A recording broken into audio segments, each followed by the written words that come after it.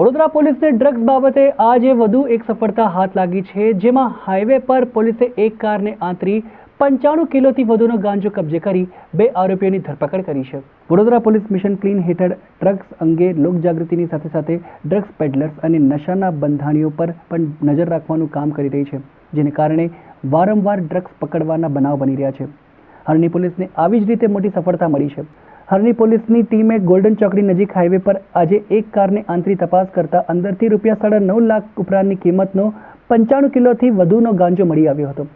પોલીસે 2 ડ્રગ્સ પેડલરને ઝડપી પાડી તેમની ઓળખ તેમજ ગાંજાના નેટવર્ક વિશે પૂછપરછ હાથ ધરી હતી।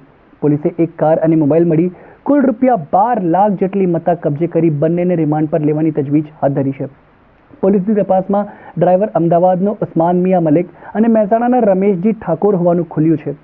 વડોદરા હાઈવે પર પકડાયેલા ગાંજાના જથ્થા વિશે પ્રાથમિક તબક્કે પૌર પાસે ડિલિવરી આપવામાં આવી હોવાની વિગતો પ્રાપ્ત થઈ છે।